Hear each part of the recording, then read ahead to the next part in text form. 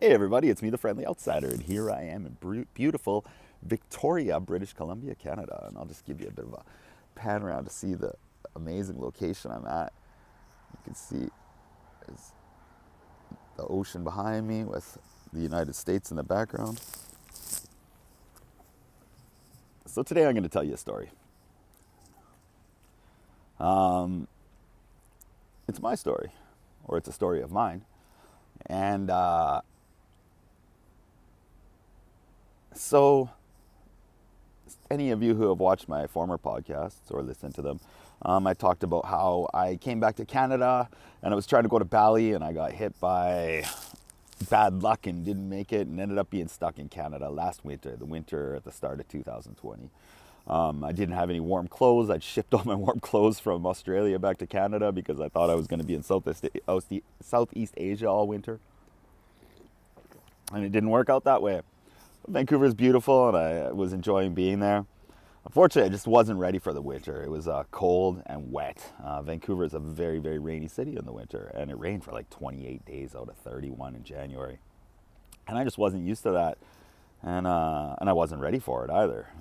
And I only had like these crappy shoes from, I'm gonna phrase that, nice shoes, thin shoes though, definitely not winter shoes, just like standard running shoes. I didn't have any proper winter boots, and was just getting back to Canada, so I was trying not to spend money. I didn't want to spend a bunch of money on boots, and so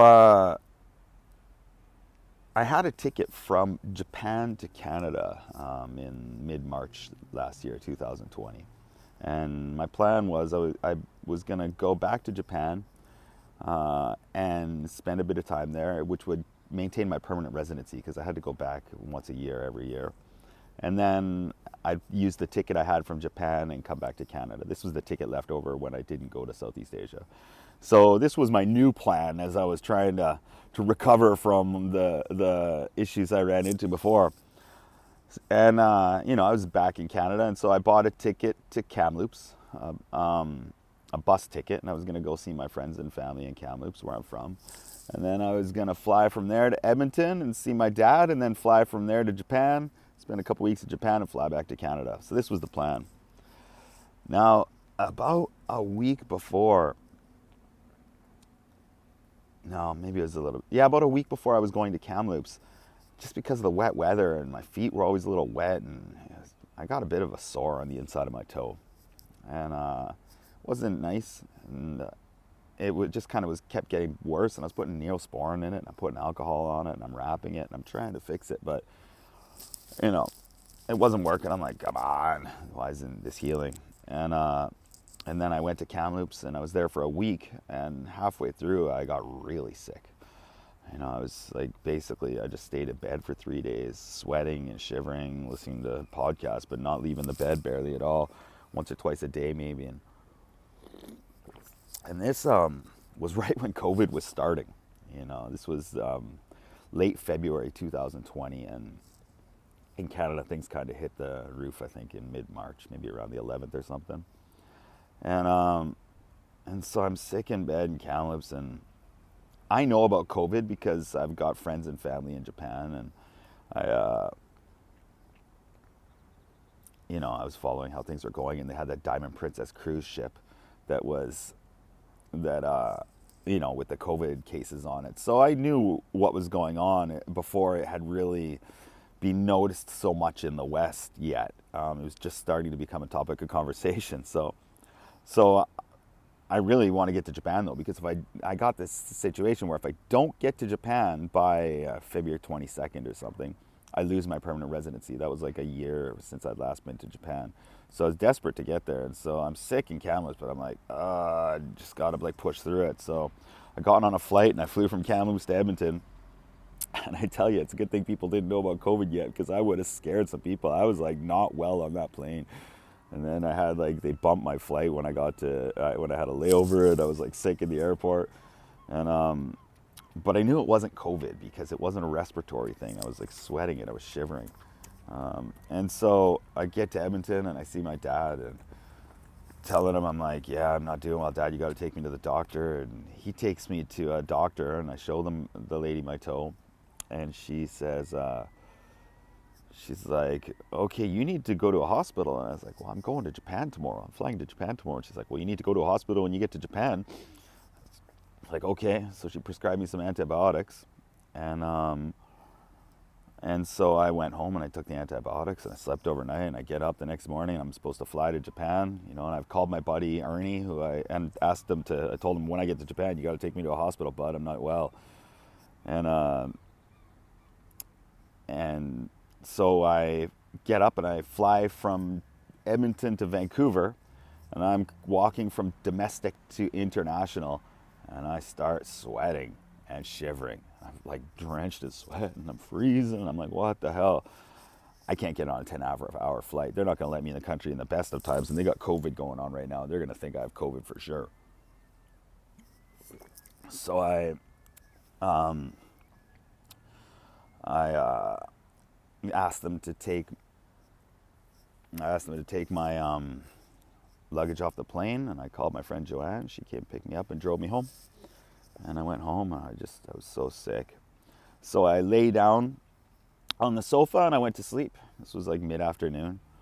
The next morning I woke up. I was like, I need food, because I had no food because I wasn't supposed to be back in Vancouver for a couple of weeks. So I'd eaten everything I had before I left for Kamloops, and I go up to so I'm like, okay, I'm gonna go shower, and then I'll go to the grocery store and I'll get some food. And I go upstairs to the shower and I unwrap my toe. My toe's black. I'm like, oh shit. And I called the hospital, freaked out. And I'm like, all right, sorry, I didn't call the hospital. I called a taxi. I'm like freaking out and jump in the taxi, and I go to the hospital, and I showed them my toe, and I was like, I think I have a pretty bad toe infection, and I think I might have diabetes. Now, you might be wondering why I'm saying that. Let's skip back a month. So about a month before I even started getting the infection, or a couple of weeks, I went to the eye doctor to get some contact lenses, or a prescription for contact lenses. Oh, and some contact lenses. And so I'm telling her, I'm like, when I look at really little letters, sometimes they like disappear. And I just got to like look to the side and come back, and I'm able to see it. Is that just like macular degeneration from age? She said, no, that's not particularly normal. She looks in my eyes. She comes back to me and she says, I think you have diabetes. I was like, what? And in my head, I'm like, this is daft. Like, I'm super healthy. I'm like eating healthy. I'm like, fit. How that can't be right. But I'm polite. I was like, okay, thanks. And she's like, you need to go to the hospital. And I was like, yeah, okay. Being a dude, I put it off. So this was kind of running in the back of my head as my infection's not getting better, and I'm like starting to come to terms with, I think I might have diabetes. I'm gonna have to deal with this when I get back from Japan. And well, turned out I had to deal with it before I went to Japan. So they checked me into the hospital, and the doctor comes and looks at my toe, the emergency doctor. And she's like, okay, we're going to have to take your toe off tomorrow morning. Or we're taking your toe off. You have diabetes, and we're taking your toe off. And I was like, but I heal well. She said, not from this, you don't. And I mean, she didn't say it in a harsh way, but she said it in a very matter-of-factual way. She said, your toe's dead. And that was a hard thing to be told, So I had to phone my mom. Mom, I'm getting my toe amputated in the morning. And it was kind of, and so the next morning I went into surgery, and when I woke up, no more toe. Took off my big toe. And, it was weird. Like, I've heard of this disease where people get, like, they all of a sudden feel like a limb is not their own. So this isn't like phantom pains. This is a different thing. Like, someone all of a sudden has, like, alien hand syndrome, where they're like, I don't think my hand's my own hand.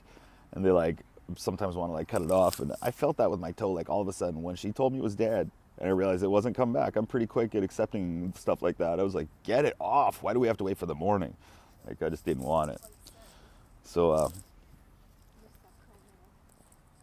I mean, of course I wanted it. But at this point, it wasn't coming back, so let's just get rid of it. So yeah, I went through the surgery. My folks came up. I spent like 5 days in the hospital, and they were like taking care of me, because it turned out I was in massive diabetic shock, which is why my toe wasn't healing. Now here's the interesting thing. It turns out I was super healthy, kind of.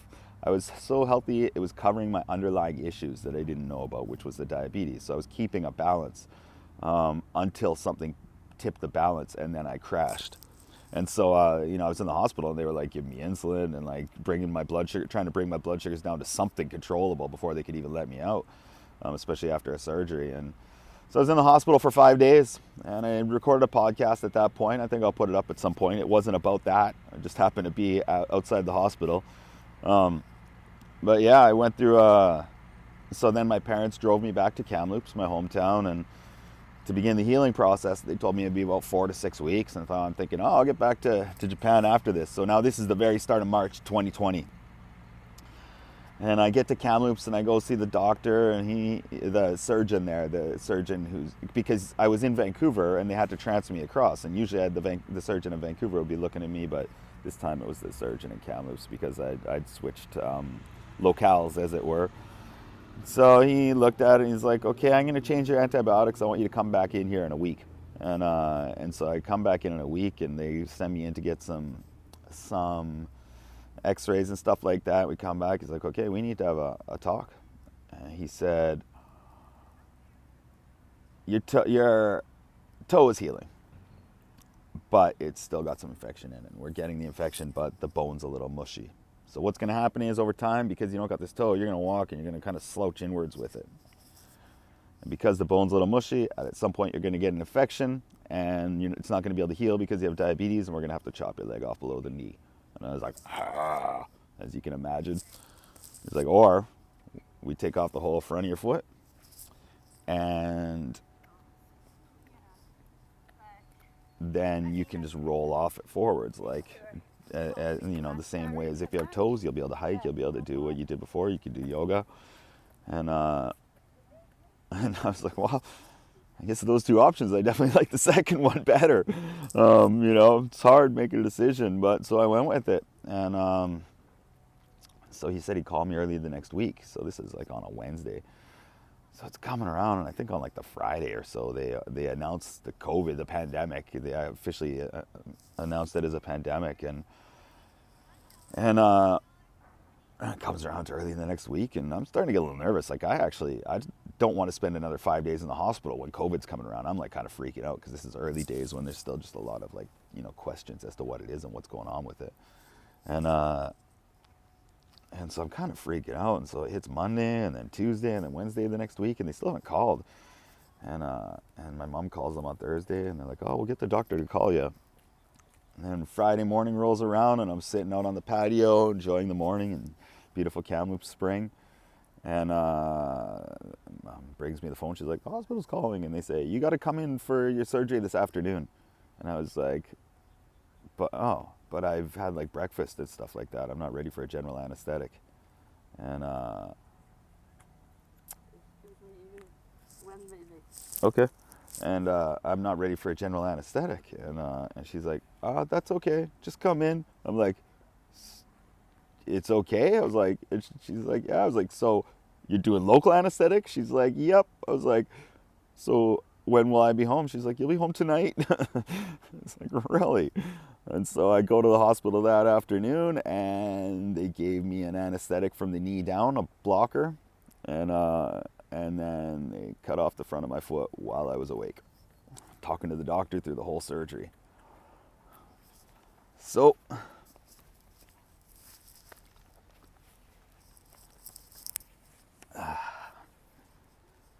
see if I can show this right. I hope I got the camera pointed good, but I think I do. There it is, guys. The big reveal.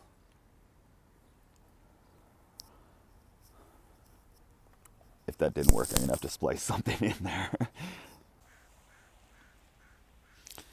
There's my foot, little foot.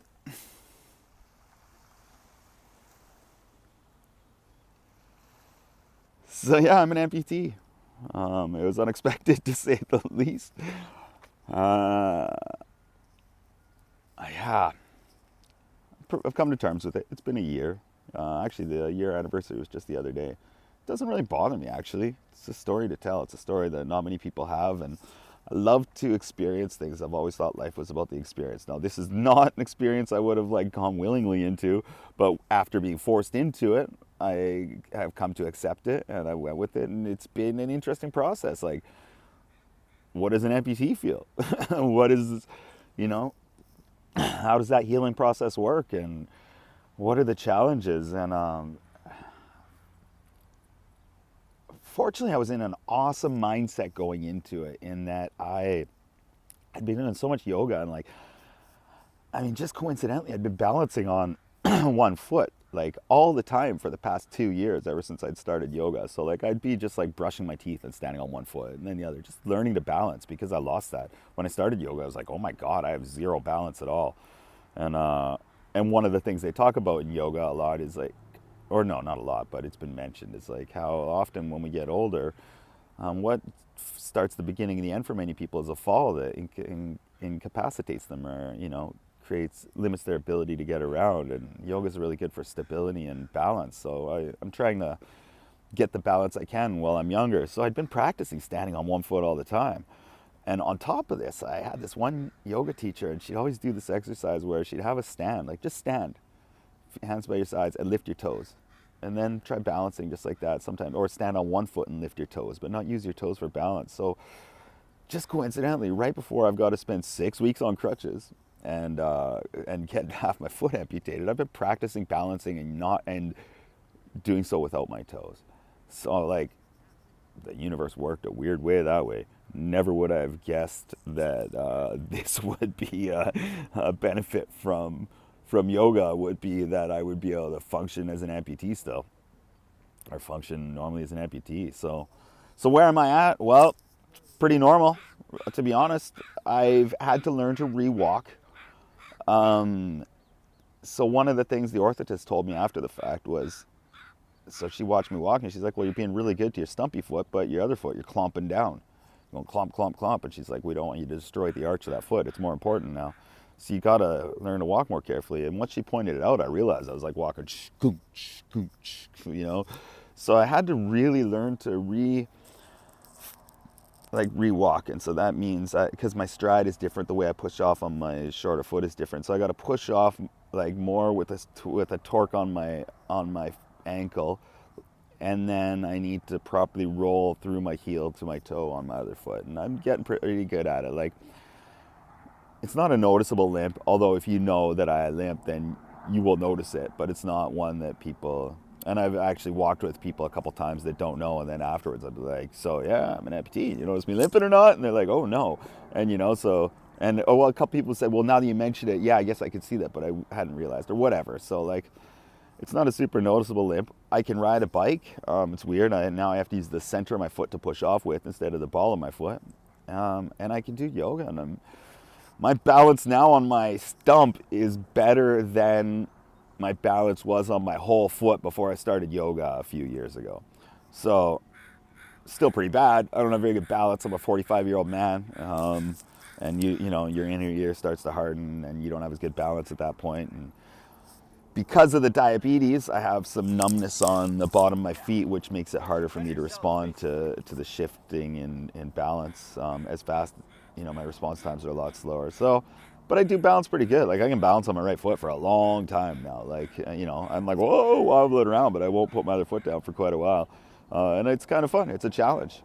And I can do yoga. I did yoga for a couple months. It's actually COVID that's holding me back. Having the diabetes, I don't want to be around people, so I've been keeping to myself pretty much for the last year. As far as it goes, I've been being pretty careful. I mean, not entirely to myself. I've been living with, you know, my friend and her family and stuff like that. But I've been definitely, you know, social distancing, wearing a mask and isolating.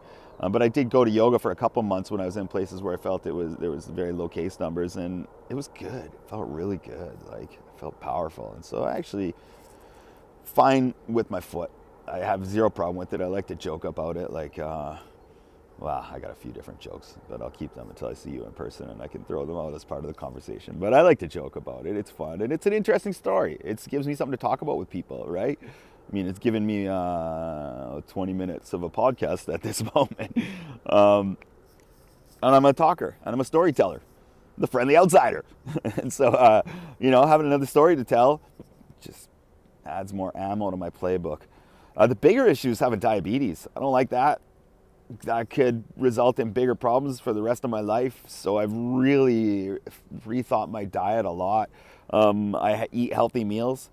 Um, I eat oatmeal pretty much every morning with like flax and hemp hearts and cinnamon, all these things that are supposed to be really good for diabetes. I've pretty much mostly cut out sugars, although the way the doctor explained it to me, they're like, you can have something, you can eat pretty much anything as long as it's in moderation, and like sometimes, and don't eat a whole piece of cake or whatever, have a bite or two. So sometimes I'll have a bite of something or half of something or whatever. And then I try, like if I'm eating carbohydrates, I try and pack a lot of proteins and fats around it so that the carbohydrates don't pack as much of a punch. Blah, blah, blah, blah. I don't really want to go into the details of that, but the point is that, it's weird. You would think having half a foot, being an amputee would be the bigger issue, but it's not. It's having diabetes that's a bigger issue. As far as being an amputee, now I have a handicap parking pass.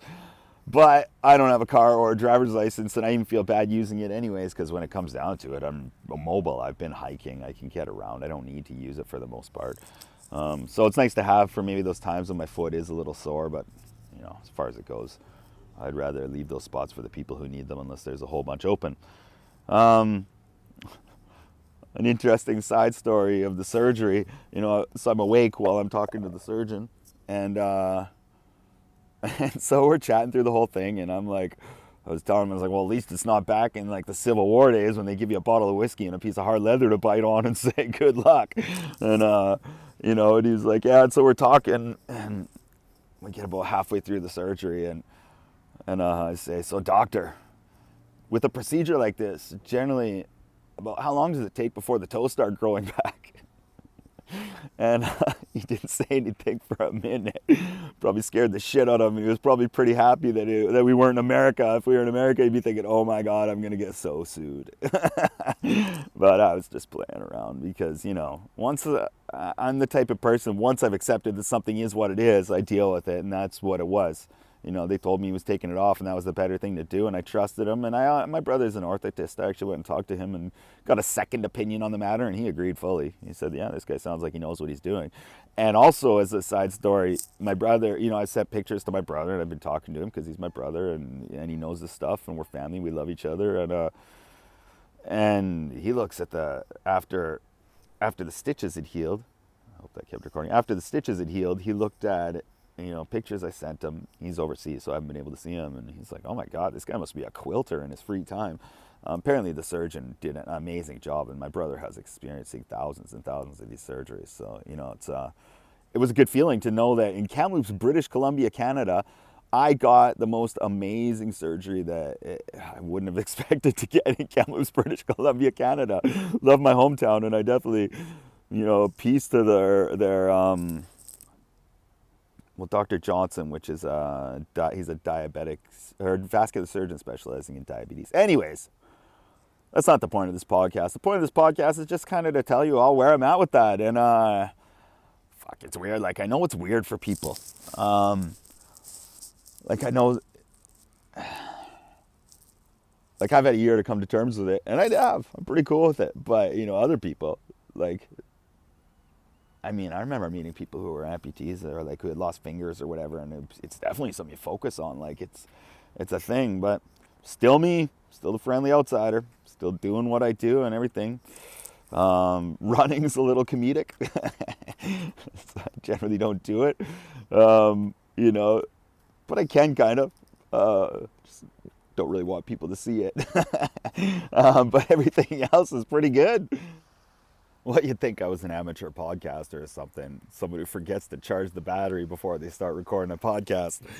So here I am back. So the interesting thing about this all happening during COVID was it was kind of a blessing, and it was a good thing and a bad thing. I'm not going to use curse, but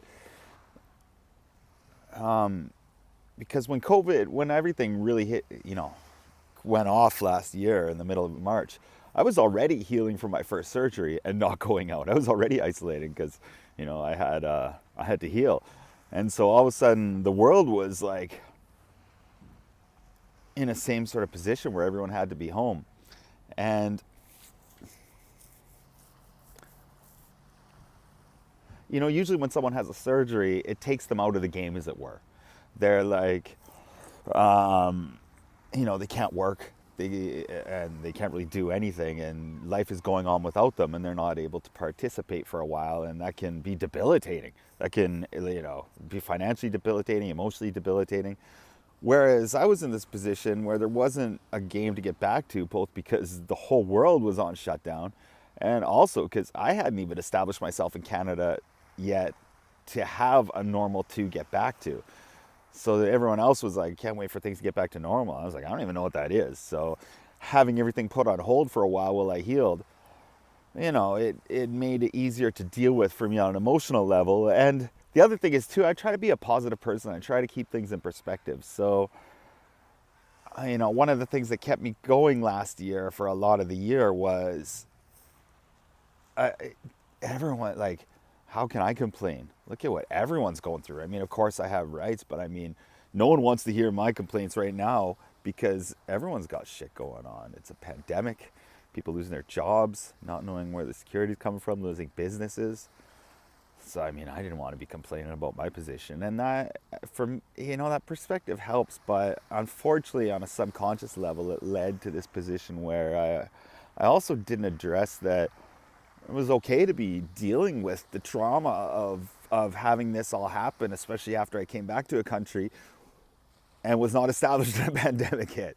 And, as everything was on pause for a lot of last year, it was good. But, come towards the end of last year, I'm starting to realize, oh my God, I got to get back to life. And I don't even know what life is. I got to, not just get back to life.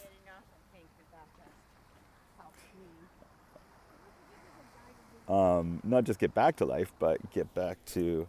I need to put this down because there's people walking behind me still. I got to create a life, establish a new one. That's always a challenge. It's my third time doing it. I went to Japan, then I went to Canada, and now to Australia, and now I've come back to Canada. So I've reestablished myself. It's a process. I understand, and I know how to, I haven't reestablished myself. I've done it in other countries, and now I'm about to do it again. In my homeland, fortunately, where I speak the language. I mean, I spoke Japanese too, and Aussie. But, it's a different thing. So, I'm living in Victoria.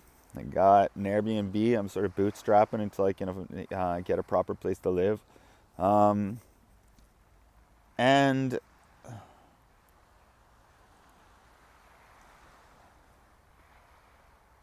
I guess I'm pretty good. I mean, I'm not. I'm a bit of a mess in a lot of ways. It's, the anxiety of rebuilding this life after and the position I'm at, definitely, it causes a lot of stresses. But like I say, I like to keep perspective. And unfortunately, a lot of people have I've lived a privileged, lucky life. So a few hits come my way. I don't like it. Definitely don't like it, but it is what it is. And the other side of it is look at where I am.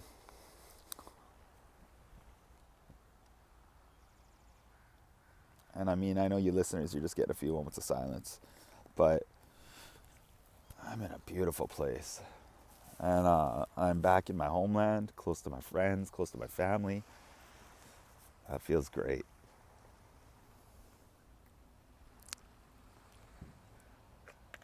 Much love to all. If you got any questions, feel free to reach out however you want to do, whether it's the comments. I'm an open book. There's not much I'm not willing to talk about in relation to this whole thing. And if I'm not willing to, I just won't answer your question. Or I'll reach out to you privately and talk to you about why. Either way, hope you liked my podcast. This was my announcement. I'm an amputee, but I'm okay with it. Take it easy, guys.